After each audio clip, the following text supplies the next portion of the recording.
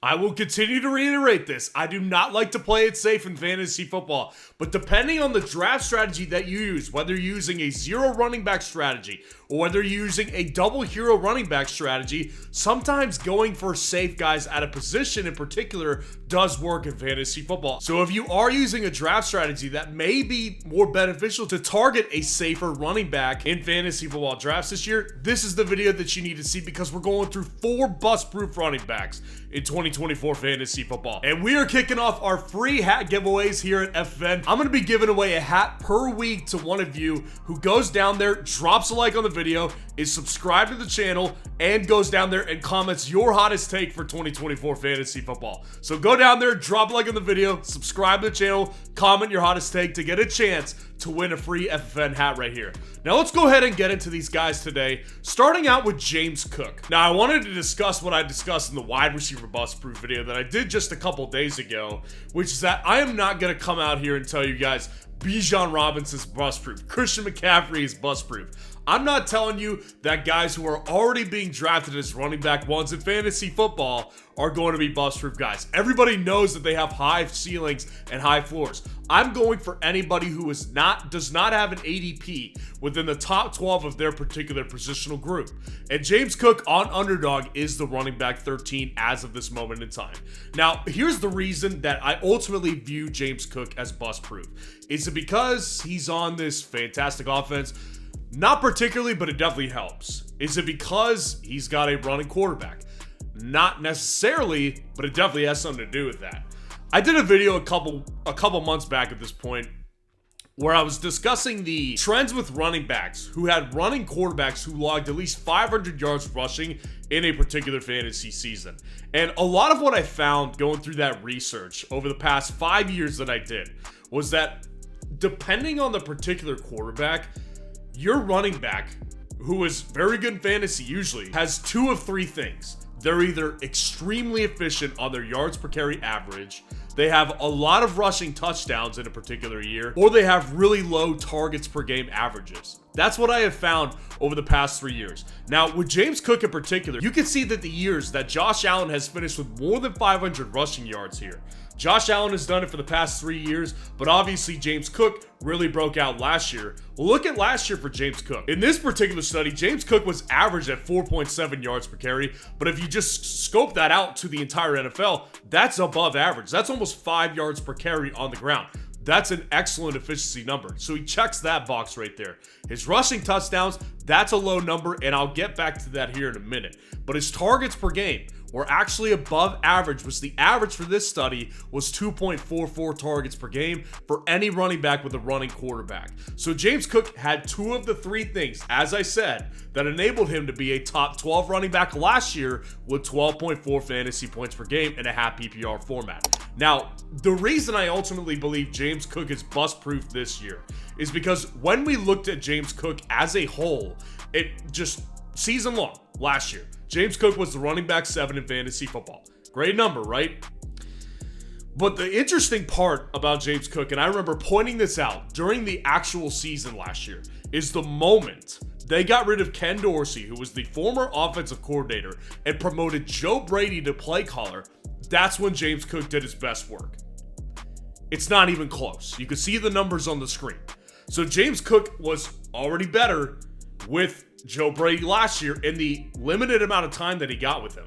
So a full season of Joe Brady enables him to get the touches that he needs. It enables him to continue to succeed through the passing game as he needs. And I think the last reason that James Cook is bust-proof is because, yes, with Josh Allen, as I said earlier, his touchdown numbers are lower because Josh Allen is a big quarterback, and his team doesn't feel the need to spare him at the goal line because they don't worry about him getting hurt because of his massive frame. I don't have a problem because of the fact that James Cook is efficient and he's going to get the touches that he needs to be a top 12 guy and not finish below the RB13 average that he is being drafted at on Underdog right now. Now, the next guy that I want to go over today is someone that I feel not only is bust-proof. Like, there's no way he's finishing behind the running back 17, which is where he's ranked on Underdog right now. There's also a ton of upside with this particular player. David Montgomery. I really don't get the disrespect that he has seen for the second year straight now with Detroit. I think that last year was like, if you wanted to get proven something by David Montgomery, I don't get how last year wasn't that big aha moment that you had with the light bulb going off. David Montgomery, just looking at his numbers right now, David Montgomery had his most efficient year on the ground, 4.6 yards per carry. David Montgomery was very efficient. He also had 15.6 carries per game for this team. And that's keeping in mind that when Jahmyr Gibbs came in, started to break out in the second half of the year, David Montgomery still maintained his touches, and we'll get back to that here in a minute. Now, David Montgomery's ultimate problem here, and I think the reason some people are concerned, is because of two things. Number one, he had 13 rushing touchdowns last year. That's a very high number. That's a really, really high number. Can he repeat that? I think it's a fair question on the surface. Because if he doesn't repeat it, that 1.7 targets per game, that's not going to help him out. If he only gets 16 opportunities per game, but he only gets like 4 or 6 rushing touchdowns, that's going to be a problem.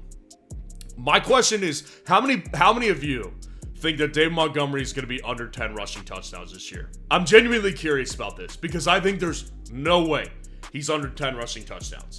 Ben Johnson, his 2 years as the offensive coordinator in Detroit, has had 2 running backs with 20 rushing touchdowns combined between Jamal Williams and DeAndre Swift in 2022 and Jahmyr Gibbs and David Montgomery in 2023. They've all combined for 20 plus rushing touchdowns.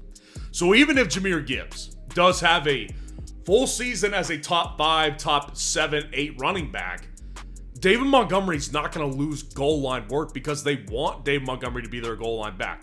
3-year, $18 million deal is what they signed for him just a couple short years ago. Actually, just last year. That's what they signed David Montgomery for. So, David Montgomery's very efficient his first year with Detroit. He was also very good at the red zone in Detroit. Why would they all of a sudden just say, we're done with David Montgomery?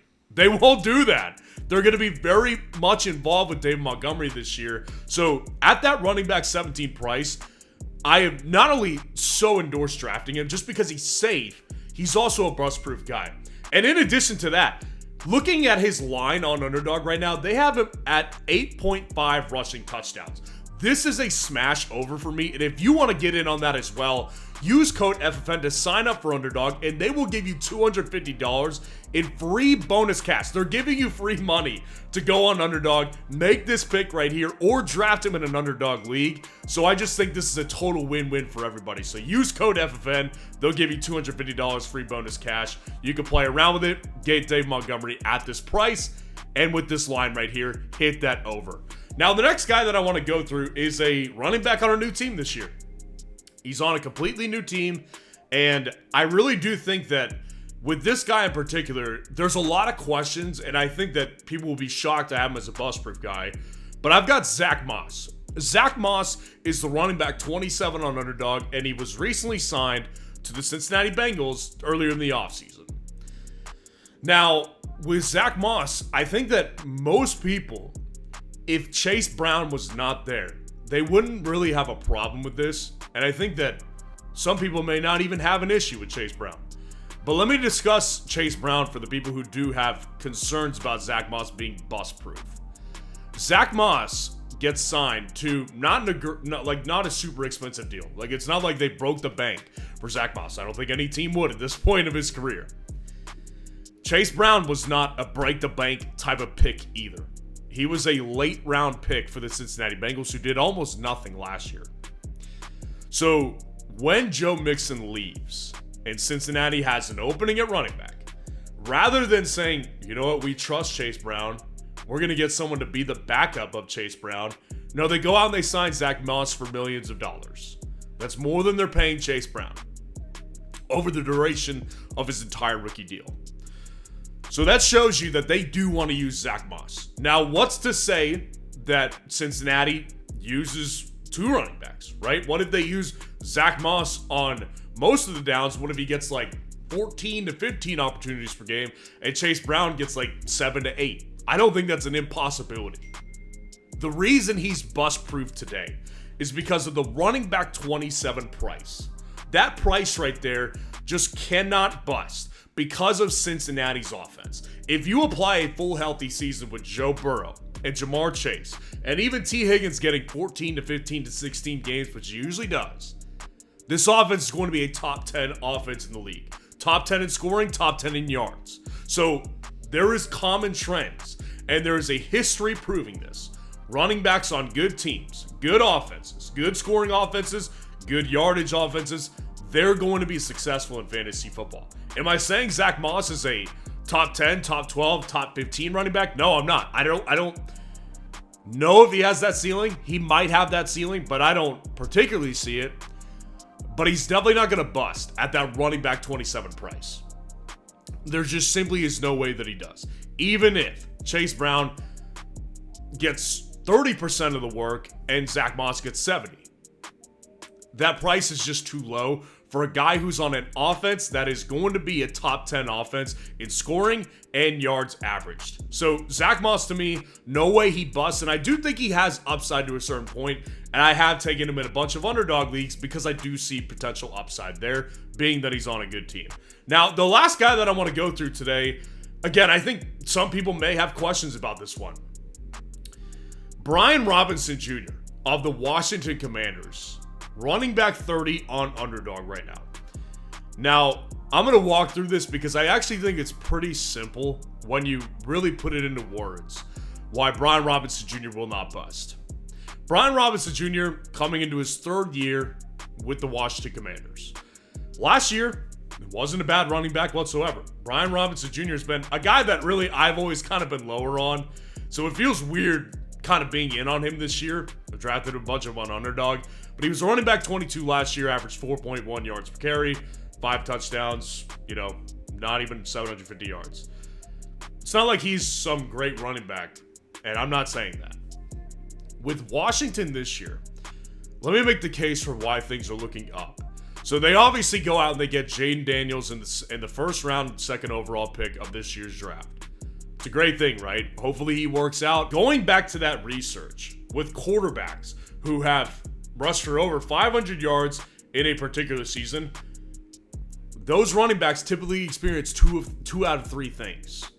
Efficiency is really high, their target share is below average, or their touchdown share is actually really good. I'm going to tell you why I think his efficiency will be high and his touchdown rate actually is going to be pretty good this year. So the efficiency right here, it just is a natural progression.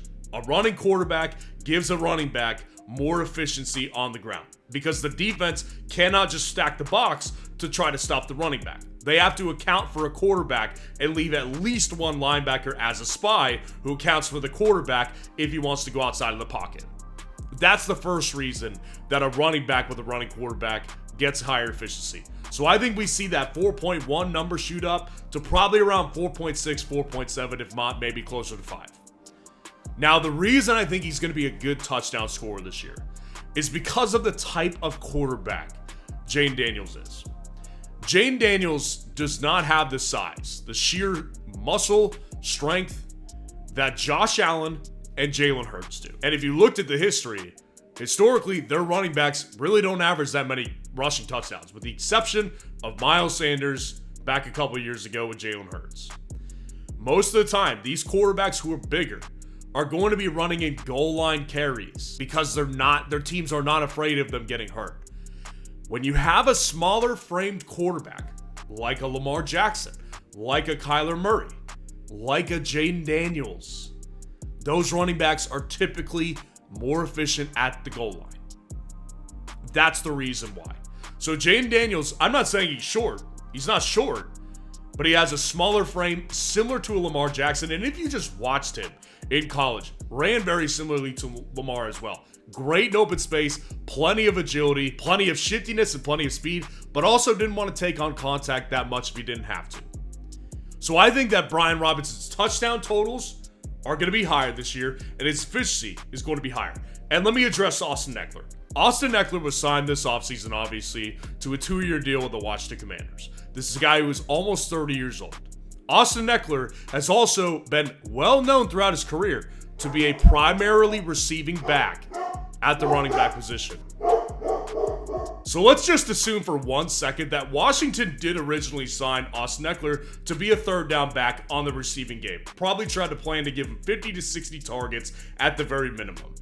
That all changes when you have a rushing quarterback, because again, the history shows and supports low target share with running quarterbacks, and the reason is because when they get pressured, their first instinct is to not get the ball out of their hands because they can't move. They can move, so their first instinct is to go outside of the pocket. Either extend the play, throw the ball down the field, or just take it for themselves. So that immediately almost eliminates the possibility that Austin Eckler averages 4 to 5 targets per game. So what's next for Austin Eckler? What's next for Austin Eckler is, are they going to give him 200 to 250 opportunities on the ground? There's no way that's going to happen. I don't see a path forward for Austin Eckler, but I do see a path for Brian Robinson, and at that RB30 price, I don't see how he busts, because I think this offense will be improved by this rushing quarterback who, even if he is not fantastic year one, will absolutely raise the upside of his running back because of the fact that he will keep the defenses on their toes. So let me know what you think of these guys in the comments below, and if you want to see the bust-proof wide receivers for 2024, click on this video right here.